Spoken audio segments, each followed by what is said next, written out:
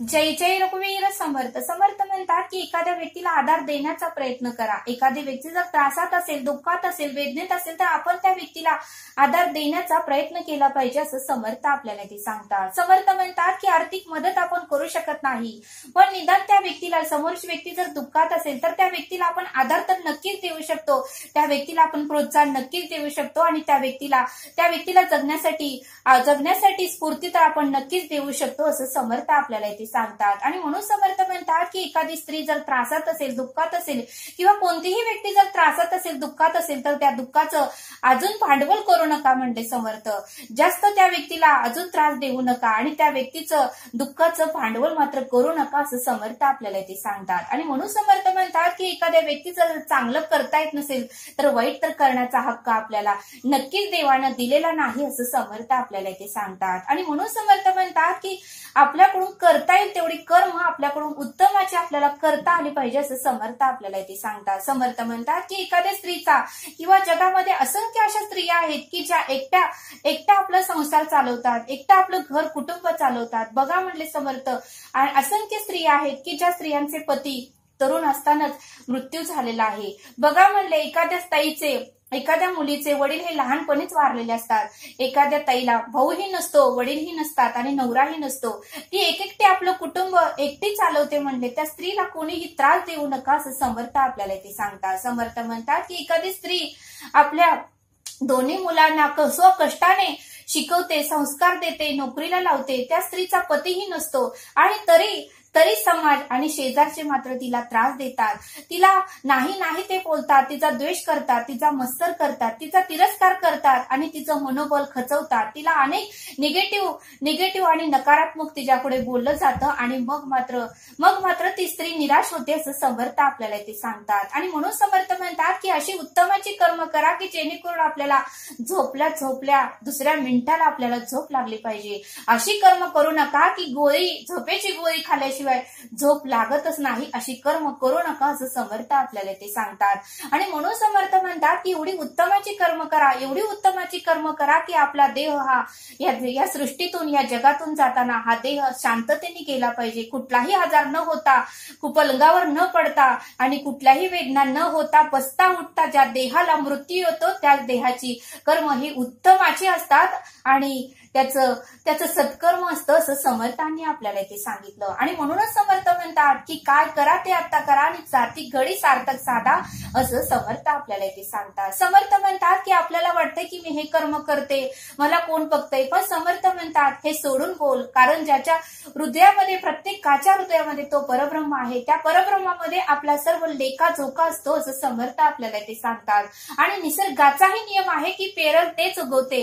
हे वाक्य मात्र आपल्या डोक्यामध्ये आपण फिट्ट केलं तर आपल्याकडून वाईट कर्म हे होणारच नाही तसं समर्थ आपल्याला इथे सांगतात. आणि म्हणून समर्थ म्हणतात की वाईट कर्म करताना आपल्याला बरं वाटतं, पण ज्यावेळेस ते फेडताना मात्र आपल्याला दुःख, त्रास आणि वेदना असह्य होतात की आपल्याला जगूही वाटत नाही. आणि म्हणून समर्थ म्हणतात की कर्म उत्तमाची करा असं समर्थ आपल्याला इथे सांगतात. आणि म्हणून समर्थ सांगतात की होता येईल तेवढे इतरांना आधार द्या, प्रोत्साहने शब्द द्या आणि इतरांना धाडस येईल असे वाक्य बोला की जेणेकरून एखादी व्यक्ती खचून जाईल, एखाद्या व्यक्तीला त्रास होईल, एखाद्या व्यक्तीचं मनोबल खचून जाईल असे वाक्य आपल्या मुखातून काढूच नका असं समर्थांनी आपल्याला इथे सांगितलं. आणि ते समजावून सांगण्यासाठी समर्थ आपल्याला एक बोध देतात. समर्थ म्हणतात की रवी आणि शंकर हे दोघं मित्र होते आणि त्या दोघांना रवी म्हणत होता की कर्म मोठा आहे तर शंकर म्हणत होता की नशीब मोठा आहे. त्यावेळेस दोघांमध्येही वाद चालू झाला आणि दोघंही एकमेकाला म्हणू लागले की माझंच उत्तर बरोबर आहे आणि तुझं चुकीचं आहे. त्यावेळेस दोघांनीही ठरवलं की ठीक आहे, आपण आपल्या गावातल्या राजाकडे जाऊया आणि ह्या प्रश्नाचं उत्तर त्यांनाच विचारूया. त्यावेळेस ते दोघंही गावातील राजाकडे गेले, आपल्या राज्यातील राजाकडे गेले आणि राजाला म्हणाले, हे राजे साहेब, आमचा एक प्रश्न आहे आणि त्या प्रश्नाचं उत्तर तुम्ही आम्हाला द्यावं आणि त्यासाठीच आम्ही तुमच्या राजदरबारात आलो आहोत.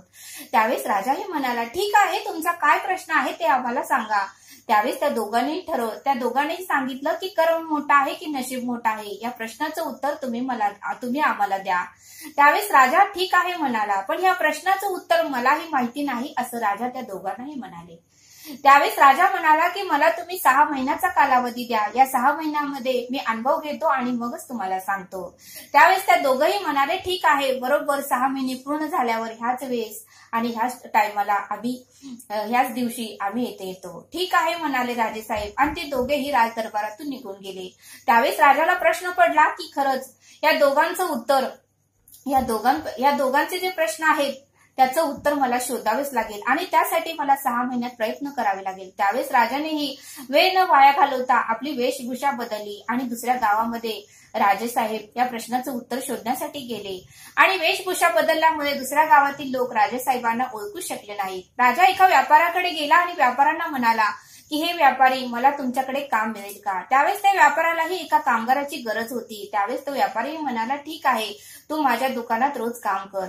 आणि त्यावेळेस राजाही त्यांच्या दुकानामध्ये रोज काम करू लागला आणि मग मात्र राजाला 1 महिन्याचा पगार मिळाला. राजा मग प्रत्येक महिन्याचा पगाराचा 4 हिस्से करत होता.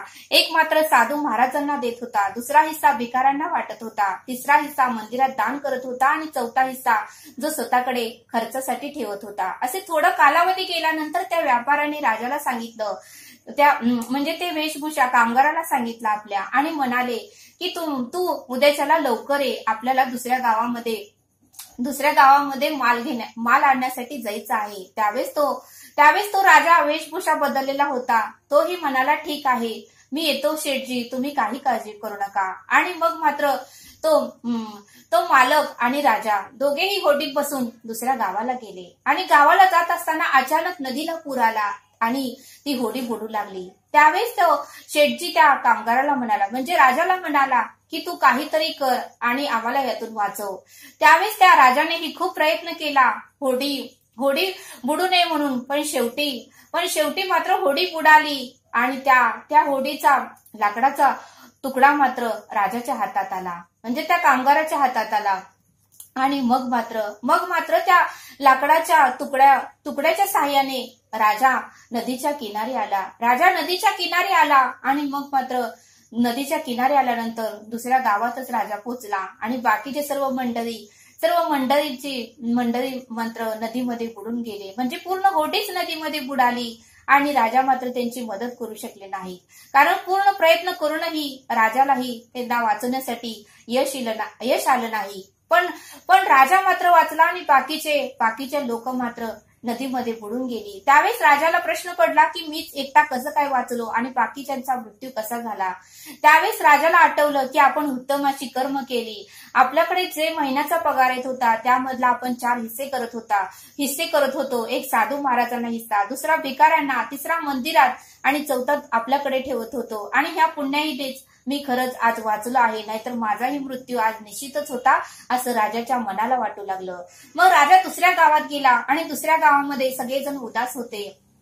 त्यावेळेस राजाने एका व्यक्तीला विचारलं की तुम्ही सगळेजण नाराज का आहात, उदास का आहात, या गावामध्ये नेमकं काय झालं आहे. त्यावेळेस गावातील एक व्यक्ती म्हणाली की या गावामध्ये एक राजा आहे आणि त्या राजाची मुलगी आज रात्री 12 वाजता तिचा मृत्यू होणार आहे, हे ब्राह्मणाने सांगितलेलं आहे आणि त्याच्यामुळेच आम्ही आज सर्व उदास झालेलो आहोत. त्यावेळेस तो कामगाराचा वेश घेतलेला राजा तेथे गेला आणि तो म्हणाला की मला तुम्ही तुमच्या गावातल्या राजाकडे न्या. त्यावेळेस त्या गावातील व्यक्तीने त्या दुसऱ्या गावातील राजाला नेले आणि मग मात्र तो कामगारातील वेश घेणारा राजा म्हणाला की तुमची मुलगी तुमच्या मुलीचा मृत्यू होणार नाही, फक्त मी सांगाल ते तुम्ही काम करा. त्या गावातील राजाला तो कामगारातील वेश घेतणारा राजा म्हणाला.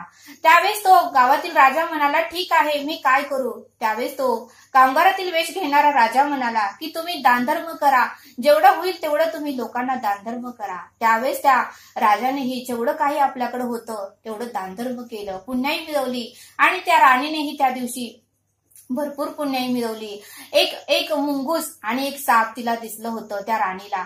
ते साप मुंगसाला खात होतं. तेवढ्यातच राणीने त्या मुंगसाचा जीव वाचवला. पण सापाला भूक लागलेली होती म्हणून राणीने सापाला एक पेला भरून दूधही ठेवले. त्यावेळेस सापाचंही पोट भरल्यामुळे सापही तृप्त झाला आणि सापाचा जीव राणीने वाचवल्यामुळे सापाचेही आई वडील तेथे आले आणि सापाच्या आई वडिलांनी त्या राणीला तुझं दीर्घ आयुष्य तुला लाभो, कारण तू आमच्या मुलाला वाचवलं, त्याला मारलं नाही आणि म्हणूनच आम्ही तुला आशीर्वाद देण्यासाठी आलेलो आहे. आणि तेवढ्या त्या पुण्याईने राणीचा मृत्यू त्या दिवशी 12 वाजता झाला नाही आणि तिला मात्र त्या सापाच्या आई वडिलांनी दीर्घ आयुष्य दिल्यामुळे, आशीर्वाद दिल्यामुळे तिचंही आयुष्य भरपूर वाढलं.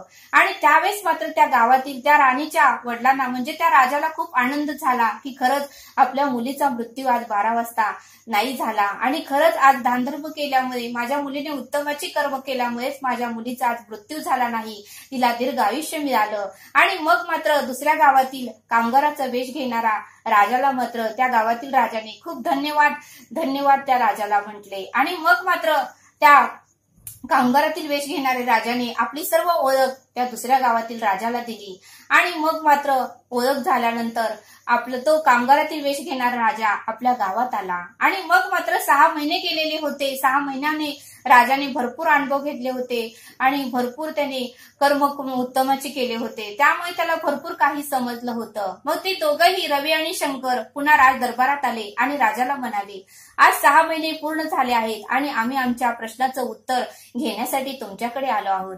त्यावेळेस तुम्ही आम्हाला आमच्या प्रश्नाचं उत्तर द्या. त्यावेळेस राजा म्हणाला तुमच्या दोघांचंही बरोबर आहे.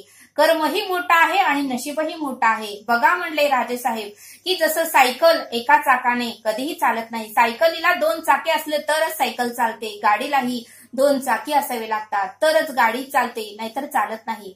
तसं कर्मही मोठं असावं लागतं आणि नशीबही मोठं असावं लागतं, तरच जीवनामध्ये आपल्याला सुख समाधान आणि शांती मिळते. नुसतं नशीब मोठं असल्यावर ही चालत नाही. नशीब नुसतं मोठं असलं की आपल्याला सुख मिळतं आणि सुख मिळाल्यावर आपण कर्म उत्तमाची करत नाही आणि पुन्हा मग आपल्याला वाईट दिवस येतात. म्हणून कर्मही मोठं आहे आणि नशीबही मोठं आहे.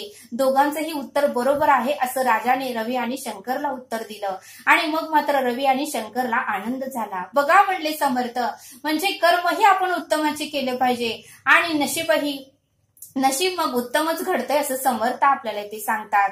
म्हणून समर्थ म्हणतात की कर्मावरच नशीब अवलंबून आहे आणि नशिबावरच कर्म अवलंबून आहे. म्हणजे कर्मही मोठं आहे आणि नशीबही मोठं आहे असं या बोधातून समर्थांनी आपल्याला समजावून सांगितले. तरी आता आपण येथेच थांबू. धन्यवाद. जय सद्गुरू.